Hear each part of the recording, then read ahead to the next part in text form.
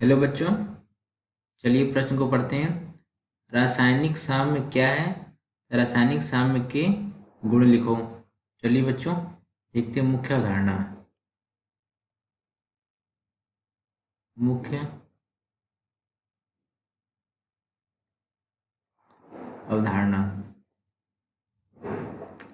देखो बच्चों, रासायनिक साम्य क्या है इसको समझने से पहले हम ये समझते हैं। देखिए हमारे पास क्या बच्चों, एक अभिक्रिया है। कौन सी अभिक्रिया बच्चों? रासायनिक अभिक्रिया है। इसको हम क्या कर रहे हैं बच्चों? बंद पात्र में करा रहे हैं। किस में करा रहे हैं बच्चों? बंद पात्र में। और यह अभिक्रिया बच्चों कैसी अभिक्रिया है? उत्क्रमणीय अभिक्रिया है। उत्क्रमणीय अभिक्रिया का मतलब क्या होता है बच्चों? उत्क्रमणीय अभिक्रिया का मतलब होता है कि समान परिस्थितियों में दोनों दिशाओं में चल सकती हैं। उन्हें क्या कहते हैं बच्चों? उन्हें हम कहते हैं उत्क्रमणीय। दोनों दिशा में चलने का मतलब बच्चों, ये हमारी अग्र दिशा है। ये हमारी कौन सी दिशा है बच्चों? ये हमारी अग्र दिशा है। और ये हमारी कौन सी दिशा है बच्चों? विपरीत दिशा है। विपरीत दिशा है। ये हमारी विपरीत दिशा है। देखिए बच्चों, अब हम समझेंगे कि रासायनिक साम्य क्या होता है। देखिए बच्चों, होता क्या है कि ए और प्लस बी हमारा क्या है बच्चों? ये उत्पाद अभिकारक है। और सी और प्लस डी क्या है बच्चों? ये हमारा उत्पाद है। होता क्या बच्चों कि प्रारंभ में, यहाँ पे लिख लेते हैं बच्चों, प्रारंभ में जो अग्र अभिक्रिया का जो वेग होता है वो क्या होता है बच्चों? यहाँ पे ऐसे ही लिख लेते हैं। यहाँ पे देखिए, यहाँ पे लिख लेते हैं बच्चों अग्र हो गया। यहाँ पे लिख लेते हैं विपरीत।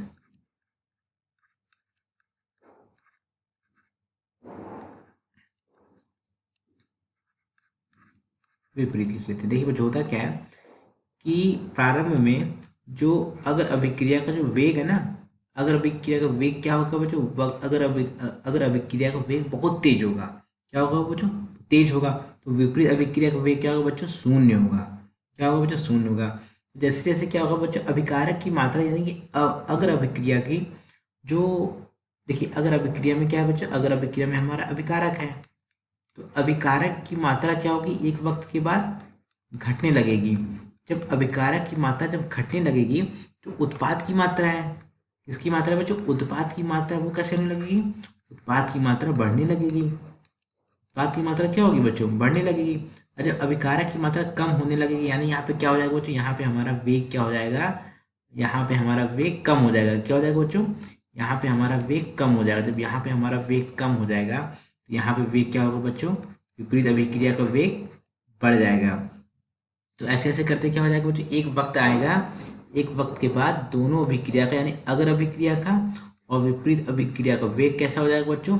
ये वेग हो जाएगा बराबर। कैसा हो जाएगा बच्चों? बराबर हो जाएगा।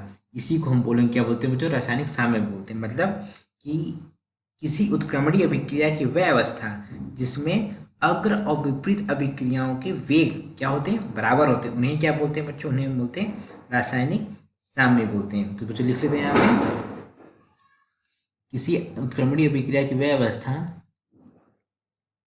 किसी उत्क्रमणीय अभिक्रिया की, किसी उत्क्रमणीय अभिक्रिया की वह अवस्था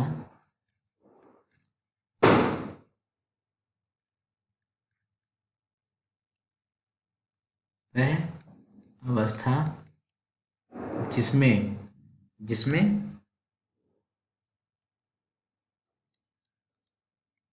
जिसमें अग्र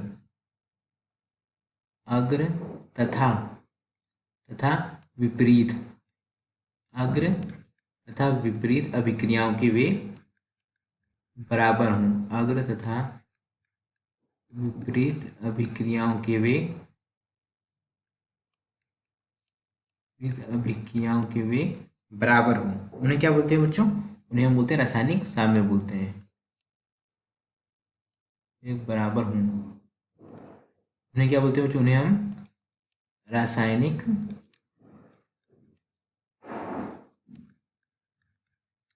साम्य कहते हैं। रासायनिक साम्य कहते हैं। देखिए बच्चों, यहाँ पे क्या है? ए प्लस बी। ए प्लस बी से बच्चों क्या बन रहा है? हमारा उत्पाद सी प्लस डी बन रहा है। तो एक वक्त के बाद क्या हो सकता है बच्चों? यहाँ पे सी प्लस डी हमारा ए प्लस बी में परिवर्तित हो सकता है। तो बच्चों ये कौन सी अभिक्रिया है? ये हमारी उत्क्रमणीय अभिक्रिया है। मतलब उत्क्रमणीय अभिक्रिया का मतलब ये हुआ बच्चों कि ए प्लस बी हमारा यहाँ पे अभिकारक है। अगर अभिक्रिया के लिए ए प्लस बी हमारा यहाँ पे अभिकारक है, और उत्पाद क्या बच्चों C+D है। लेकिन यही अगर अभिक्रिया विपरीत हो गई तो C+D अभिकारक हो जाएगा और A+B क्या हो जाएगा बच्चों, उत्पाद हो जाएगा। तो इसीलिए बच्चों यहाँ पे कौन सी अभिक्रिया हुई, उत्क्रमणीय अभिक्रिया हुई। उदाहरण के लिए देख लेते हैं बच्चों, कैल्शियम कार्बोनेट का उष्मीय वियोजन। कैल्शियम कार्बोनेट का उष्मीय वियोजन कैसा है बच्चों, ये हमारा रासायनिक साम्य है। कौन सी, देखिए बच्चों कौन सी अवस्था कहलाएगी यहाँ पे, ये हमारे रासायनिक साम्य अवस्था कहलाएगी।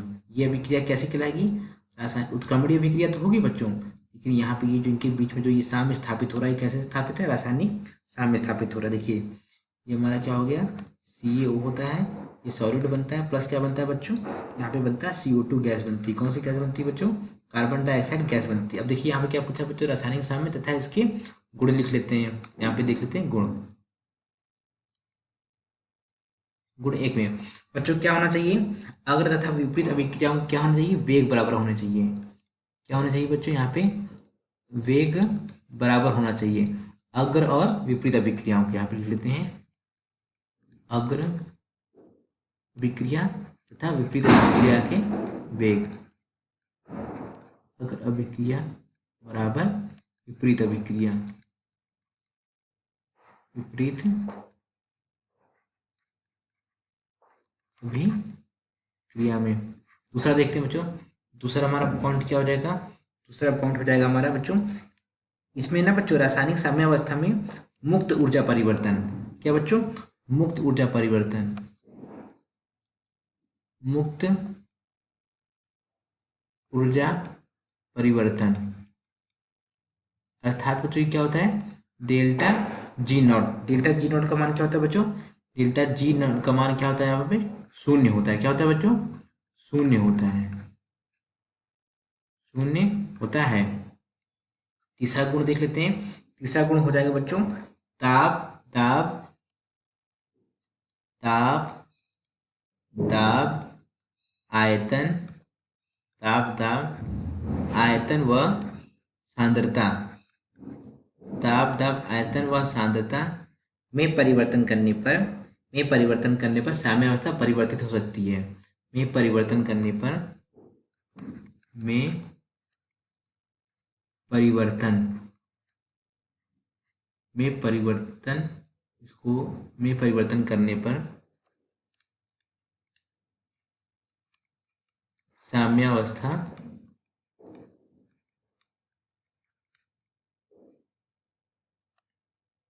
परिवर्तित हो जाती है, साम्यावस्था परिवर्तित हो जाती है। ये हो गए बच्चों हमारे गुण। आशा करते हैं आपको समझ आया होगा। धन्यवाद।